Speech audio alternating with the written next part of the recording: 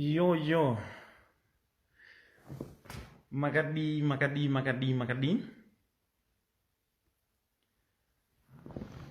How are you, everyone? Good to say. Yo. Aha, Makadi. Day are delicious. Arutaro, my love, my likes. It's just that in the Prophet Fred. So I'm here to put the record straight. Yeah.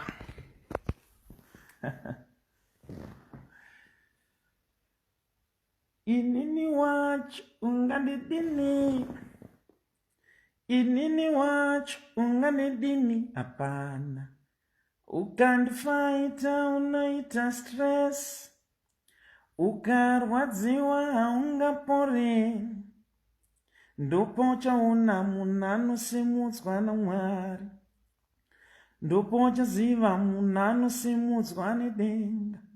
Ndopocha una munano simudzwa nenyasha. Ndopocha ziva munano simudzwa nedenga.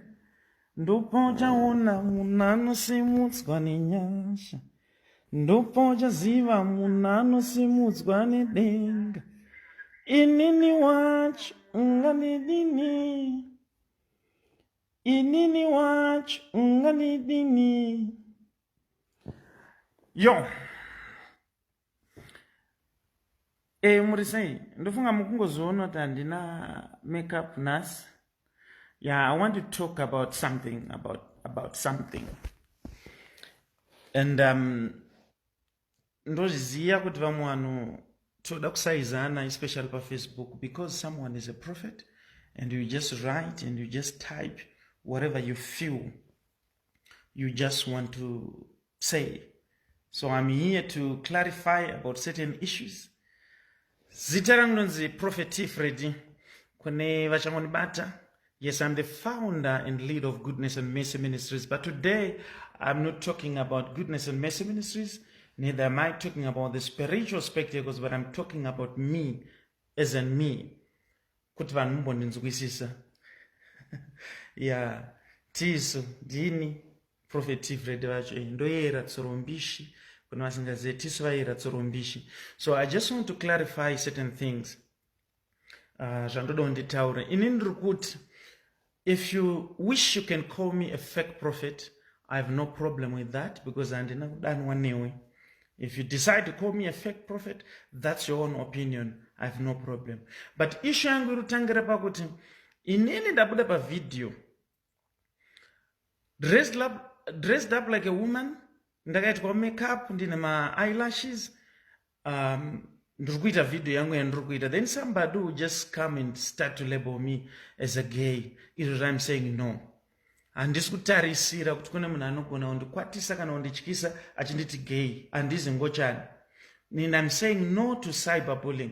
It's not good for you to just wake up one day, you start to attack somebody and say, uri ngochani. Who told you kuti ndiri ngochani? Comment, unoziva here kuti kungokomenda ka dzimwe nguva unofanira kukomenda zvezvo unongochiziva. Soja Love akaimba akati mind your own tourism. Sometimes you should mind your own business. Because ukangonditi inini ndiri ngochani, who said ndiri ngochani? Who said so? Ataura izvo ndiye. Simply because I'm a prophet and you begin to say, aita ngochani munhu waMwari afanira kudaro. The truth of the matter is ndizvo zvitoripo. Ndosaka ndakarekoda that video. Ndo zvitoripo. Voice randiri kutaura naro iroro ndo voice rangu, and ndo voice randoimba naro. Handina base, and ngakurege kuva nemunhu anofunga kuti anondichinjisa. Nobody can change me. Handikutomuka zvangu ndakatorara ndikutofonerwa nemumwe munhu, Prophet Passion vane video yavagadzira vachidhisa Prophet Freddy. And what? Enda vanhu muchida kunyepa imimi. Prophet Passion to diss me for what reason? Handina beef yandinavo ini navo semunhu waMwari. Even chero dai ndine my own opinions, I wouldn't have done that. I wouldn't even think along those lines, because I believe he's a man of God. And manje munhu waMwari anonetsa kupindurana naye. Ko akangondiprofita kuti manje ari kuona ndafa December. what will I do? Handipindura nevanhu vaMwari. Call me a fake prophet if you want, because handaudanwa newe. And I'm not here to defend the calling iri pandiri. I'm not there to defend, but ndiri kuti haikona kuya paFacebook uchitaura inini kuti let me try to read the comments here. Let me try to be reading the comments, because gone are the days yekuti munhu anongoshaudwa akanyarara, munhu asingataure kana kuti munhu asingadaire. Gone are the days. Let me just read the comments here. Dzimwe dzandiri kutotanga kutoona hangu dziri kuya, kuti vanhu vangopindura nevanhu kuti tizivane. Inini wacho ungandidini, ukandifaita unoita stress, ukarwadziwa haungapore, ndopochaona munhu anosimudzwa naMwari. Kune vachangotibata. Nyaya iri panapa ndeyekuti pane video yangu yakatrenda ndakapfeka somunhukadzi. Vanhu ndobva vatanga kundipisa nevidhiyo iyo vachitaura kuti hafanirwi kunge achidaro, profeta hafanirwi kunge vachidaro. Vazonyanya kundibhohwa manje. Vanhu vaenda kuma-extreme yekunditi ngochani. Izvozvo I cannot take that. Kunzi Fred anonyepera vanhu kuprofita, anodya mari dzevanhu, handa problem nazvo.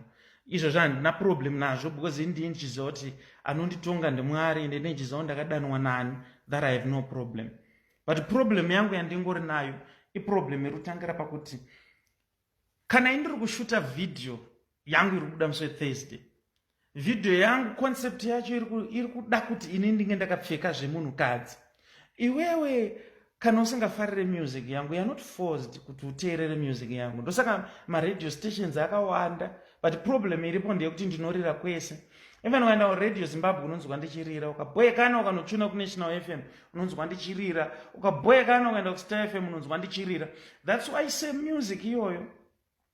Big yakaita number 1 kuNational FM top 50 kupera kwegore. Vanhu vakatanga kutaura kuti ameno kwaitwa favor. Munyama wegonzo yakaita number 2 kuRadio Zimbabwe top 50 Coca-Cola. Best gospel video of 2019, if you didn't know, it's Kastep Kenyasha. Ndiye akaita best gospel video. Saka iwe wakana usingade music yangu, hazvireva kuti out there kuna vanhu vasingade music yangu, kuna vamwe vanotoda music yangu. But chirekedza kuti iwe wakana wakandimaka ka, wobva wada kuti vanhu vese vandimake. Ine ndokuramba munhu anoenda paFacebook ongosvika unokomenda asina kufunga ndiye munhu andokuramba. Iwe ufanira kuti iwe kana wakandivenga ufunga kuti vanhu vese vakandivenga. Alright, kana music yacho iwe uchitaura kuti yakadhakwa sezvauri kutaura, ko iri kugokwana mumacharts se. Do you know kuti music yangu yange iri mumacharts mangani? Diamond FM Mutare, Munyama Wagonzo was number 3. Kastep Kenyasha on that same chart, Kastep Kenyasha was number 11. Diamond FM. Same applies even to Gospel Grace ku Star FM. Kundivenga akuite kuti vanhu vatadze kufarira music yangu. Kana paine munhu akamaka voice rangu, ine ni message yangu ndikutotika ukamaka voice rangu ndikutoti handisi kuzochinja manje izvozvo. Kana uchiti naimba kunge mukadzi, izvo ndizvo uri kunzwa ndizvozvo, but that's what I am. And guess what? Muna 2002 ndichita form 5 paRoyal College. Ndichita form 5 ipapo. Ndakangoimba pachikoro ndakasponswa naprincipal wepo anonzi Mr. Nyamufunga, vakandirekodera album rangu rekutanga ranga rakanzi Messiah in 2002. Vachiti voice rakapenga. Saka iwewe kana ukavenga voice ka usina kurijaira ndizvozvo, that's not an issue. But nyaya yekunzi ndakapfeka semukadzi, kana paripo pane nyaya uri kuti ndakapfeka semukadzi nasiri suppose kupfeka semukadzi, ndizvozvo. Maonero ako ina ndikona kuti sorry. Kuna mamuva akawanda, mamwe ana big mama what anaitwa munhu achitry kuportray zvaada kuportray, but because zvaitwa neni Fred, and everybody is now saying afanira kunge achidaro, azodaro. Saka message yandangoya nayo zvangu ndisingade kunyanya kutaurisa ka, I don't care kuti urani, but chandingangokuudza nje kuti let me just live my life. The good thing is ina handimboyamba kumunhu ndichimukumbira kuti ndoda zvakati nezvakati. I have never done that. I just do my own things. Ndokumbira kuti wongoimba music yako yaunofunga kuti inonakidza vanhu. Vanhu tonakidzwa nayo yakatoregedza. But kana usinonakidzwa nesong yangu itonyatsotaura kuti inokubhowa, that's not a problem. But usanditi ngochani, because handizi ngochani. ndikuramba kuti inini munhu aende achinotaipa kuti ndiri ngochani. Alright, if I decide to sue you, ndikadecide kukusuwa ukanditi ngochani, if I decide to sue you right now kuti you've called me ngochani, une mav11 ero ndiri ngochani, wakambondiona nchikotamiswa paunosimuka uchiti nina this man is gay, wakambozoona kupi izvozvo? Ndangoita kuti vanhu tigare takazivana kuti macomments aitinge chimaona, but zvimwe zvinhu hatina basa nazvo. Why? Because I have my own race. If it's about Prophet Passion, vabuda vachita skit yavo vachiteedzera inini vachiti ndinonzi Prophet Fred zvavanga vachiita pai vachiti tukwabamu ndo vari kuzviita, ndo vanoziva reason yavari kuzviitira. And iwo usandimanikidze kuti nditaure zvakaipa pamusoro paProphet Passion, because handisandanzwa zvavataura nene. Kana vazotaura zvakaipa pamusoro pangu, then definitely I will respond. Inini ndakakuudzai ndikati gore rinerika inini I'm taking no nonsense. Igore rekuti ndinoresponda to whoever ari kufunga kuti anongoyongo ndiataka. Inini handizi juru risina ropa rekuti unofunga kuti pamwe nekuti he is a man of God and he is just supposed to listen to whatever we say. Hapana chinobhohwa kuti mumwe munhu ari kunhuhwa mweya wechikochikari anongotaipa zvaada about yourself, kungoswotaipa so. Just look at yourself. Why are you doing that? I'm living my life.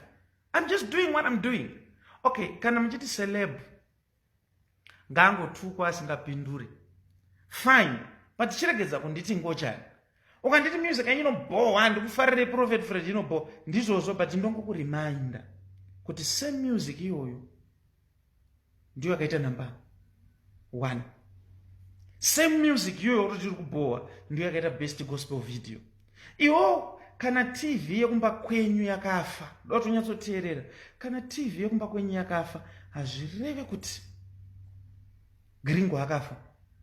Usazonyepera vanhu kuti kana iwe une imwe problem, ine imwe challenge yauinayo neni, wobva wanyepera vanhu kuti uudze vanhu kuti uyu mufesi ndakamumaka.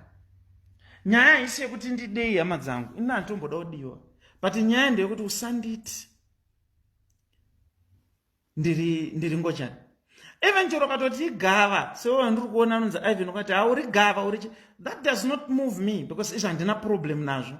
As long as zvizvi basa raMwari, I don't fight for the work of God. Handifiite izvozvo. Hanzi the battle of the prophets mashurugwi. Ndeasek hapana kana battle yemaprophets and hapana kana mashurugwi. And kuti Prophet Passion kana vane zvavaita ndo vari kuziva zvavazviitira. That's not my problem. Otherwise ndiri kutorwadziwa navo kuti havana kundinvita pavaigochawo. Dai vakandinvita ndakaenda kazogochawo.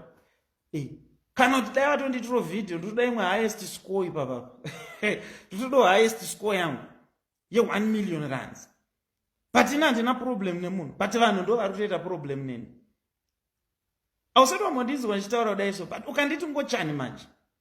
Video yangu iri kubuda muswe Thursday ndo pari kubuda video yangu. And video iyoyo ndakaiita ndirini nevana vangu 2. Wo video ikapera. Vana vangu 2, one ari grade 1. Nekadiki kasati kakutomena kana ukresh. Ndakaita video iyoyo ikapera. Inini ndiri 1 nevana vangu vari 2 ikabuda. Ikatopera yakadaro. Saka mukureva kuti inini mukadzi wangu akandipa vana kuti ndiende navo kunoshita video anopenga, iwo ndo unoziva stereri. Why maZimbabweans musingagone kuembrace art? Why maZimbabweans you are good at criticizing somebody? Dai criticism yacho ichivaka zvaive nani, but criticism haivaki. Unose zvamufanira kuti munhu anogona kuti ndikuona this is a dimple.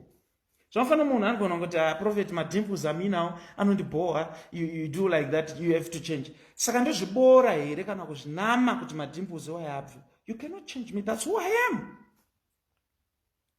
If this is my voice, then let it be. Nezuro, nezuro hazinas veduwe kunamata kwakanaka. Nanda pressure nemu. Zvanditori ndizvo I'm just expressing myself. Vandikuramba munhu anoyachi ndipazita. Kana iwo kanditi inini ka ndinonyepera vanhu kuprofita, ndakuudzwa kuti haisi problem, because ndakatanga kuprofita ndiri grade 4. And patime iyoyo kana ndakugona kunyepera vanhu, then ndiri very intelligent, because I was so young. I was so young. hanzi neuyu dhimbu rekutsvagiridza here. And you always have something to say. Anonzi Byron Bimbo Mulinga mumwe wari kutaura izvo anzi dhimbu rekutsvagiridza here. This is it. Kana uchiona ndichiti tsvagiridza iwe usiri kuona, this is it. Because I can't help you. Do I have to assist you? And this is the only video yandiri kuita ndichiresponda hangu kuvanhu, because ndanyanya kuona kuti munhu wanga nditi ndiri ngochani. You have no right to call me kuti ndiri ngochani. You have no right. Nobody.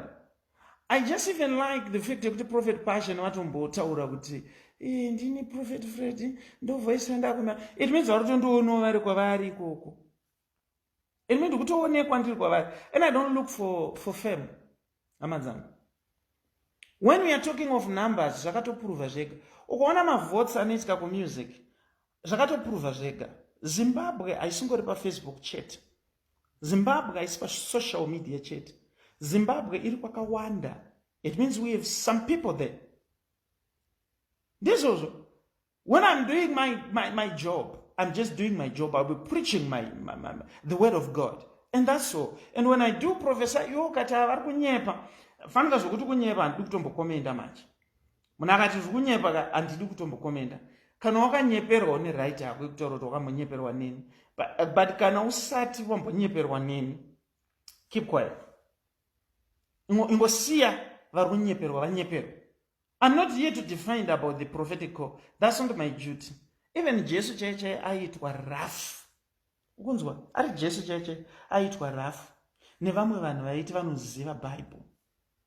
Chese chaaita vaingokriticize. Chese chaaita vaingokriticize. Hanzi nevamwe kunyarara naye munhu waMwari ipapo manje. Doti vanhu vabva vaziva kuti kunyarara hakusi kupusa. Ende doti vanhu vazive futi kuti kunamata hakupusisi. Kana nchinamata hazvironda hakupusa. Uye kupusa hakunamatisi. Kunamata hakupusisi. Uye kupusa hakunamatisi. Saka izvi zvekusaizana izvi ngatisiyane nazvo.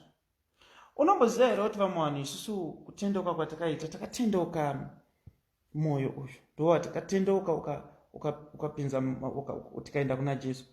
Ndogara ndakaudza kuti ina anombotendeuka maoko. Saka usazonyanya undisaiza zvakanyanya uchinditi ngochani. Because uri kutora advantage yekuti uri kure uchinditi ndiri ngochani, uri kure ikoko. But come open. Usashandise ghost account. Just come open. I'm going to sue someone to the last cent. Ndoambo kupuruvira yekuti ukatuka munhu bina anogonodaira. Anogonodaira. Zote vamwe venya apa ndoda kumbonyatsokuratidza kuti fanika kana wangu nditi ngochani chete. Ndoda kuti undiratidze kuti ndiri ngochani pachii. Augona nditi ngochani because of a video. You can't do that. You can't do that. All right. Let me take you back. Ndakabuda ndichishuta video yebag yakazara ma-US. Pa clip ranga riripo ndandine vakomana mabodyguards because ndo zvaidiwa ipapo. Vanhu mukaenda pa social media mukati mbavha anozoba ari kuti zve forex ari kuita chi. You were quick to judge. Zimbabweans don't be too quick to judge. Mukamhanya mukataura zvamunoda, video mva yabuda. Then what? Mukafamba mchitaura mchiti Prophet Fred vabatwa kuma avenues vaine mahure. This is what you said. That's you who said that. Vabatwa kuma avenues.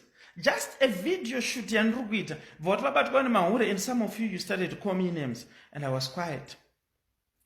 And now wakunditi ngochani.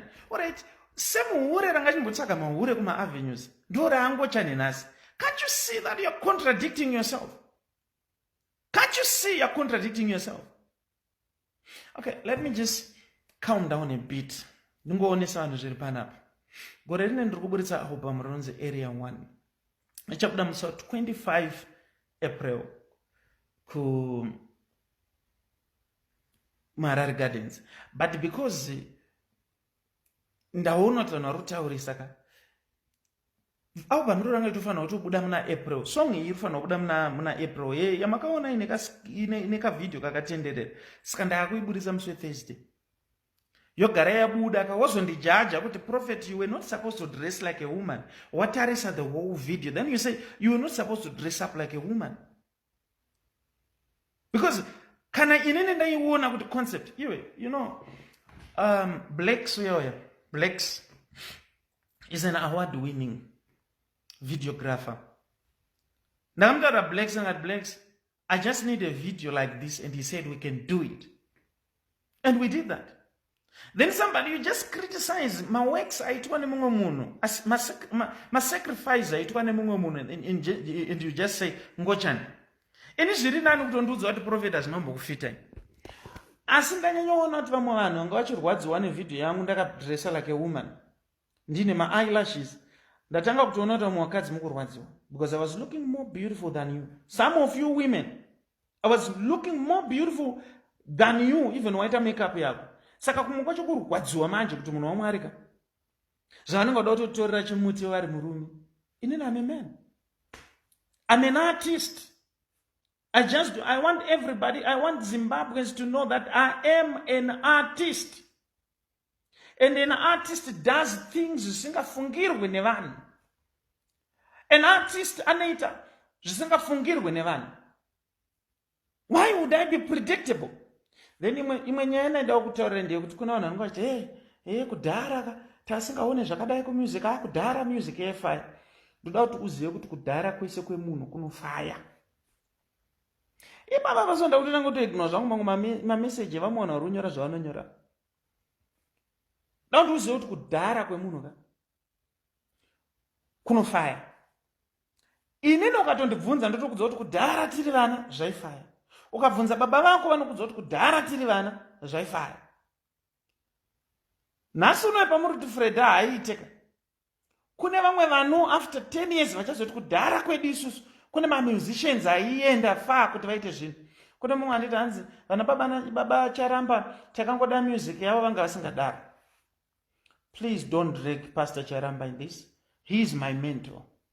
Kana ndikatoshaya zvokuita ndo vanotenda vachinondi advisor. And one thing chandakaudzwa naPastor Charamba chadoda kuziva, vakandiudza vakati, prophet, your only strength is munoita zvamunofila kuti izvi ndo zvinoita. That's a strength within me. I felt kuti pavidhio I'm supposed to dress like a woman, to disguise myself, and that's exactly what I did. And right now I'm happy because ndikutozvoona kuti kanewo watozvoona kuti izvi ukati asezvizoka noti ndandakaitwa makeup ka ndebvu asati dzatombomera ndakagerwa dzese kusacrifice ndebvu kusacrifice mafozi chero asipo zvavo ati kusacrifice kuti ndigerei. I just want to be like that. Then somebody will just say you are ngochani handisi ngochani maini ndikutaura nemi handisi ngochani. Ende musambofa makarwadziwa nelife yemunhu. Pane mumwe anyora message hanzi takuda zveshoko raMwari. Inda vanhu muchida kudareni. Ndine maprogram anobuda paZTV every Sunday. Hamusati mambochuna kuti munonzwa zveshoko raMwari.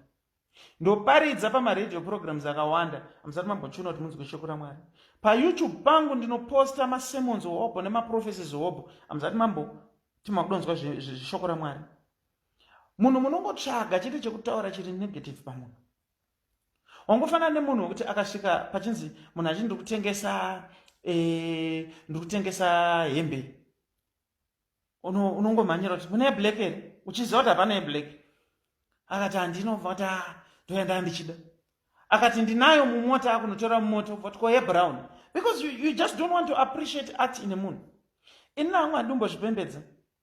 Chandakadzidza pamusic is just to express myself. And that's what I am. I'm just expressing myself to portray the message. Message yesong yangu irungoti dedi zvakwana. Murume ari kuti because ndakabvisa lobola, I own you. And the wife is saying, let us sit down and discuss our issues amicably. Dedi zvakwana, baba mwana zvakwana. Dedi zvakwana, baba mwana zvakwana.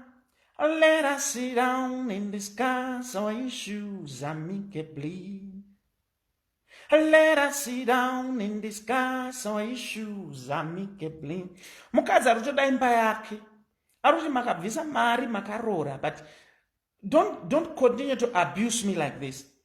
And pakuti ndi portray message, I'm just acting as a woman. Ndiri mumashoes emunhukadzi. Ndiri kunzwisisa pain yavanhukadzi. kuti murume akakubvisira lobola anoti I'm owning you now. That's the message that I'm giving out to the people. Ndikuedza kuudza varume kuti kana maroora, don't take advantage yekuti ndakabvisa mari. Mukadzi ari kuenderera mberi achiti mombe dzakabviswa kwedu, nyangwe rusambo rwakauya kwedu, nyangwe mundiro vana tete vakanunga. Ndendeo kuhama dzemurume vanoti nyarara takabvisa pfuma. Ndendeo kuhama dzekwangu vanoti shingaira takadya pfuma. Until when, oh my God, that we shall continue to fight over small matters. Until when, oh my God, that we shall continue to fight over small matters. Let us sit down and discuss our issues amicably. Sakandakanga Zababi. This message is for you women. It is for you. You are the ones who are being abused. But you are also the first people to call me that I'm a gay. Am I gay? I'm just trying to be you, to feel the pain. Well, I'm about to end this. Thursday, I'm going to say video. Varuka Doma. I'm coming there on Friday, Ngoza 5. Parimuka wo. Ipa video arintasa ita shokora mwari. I do the church business. I do it. I also do music. My ministry comes first.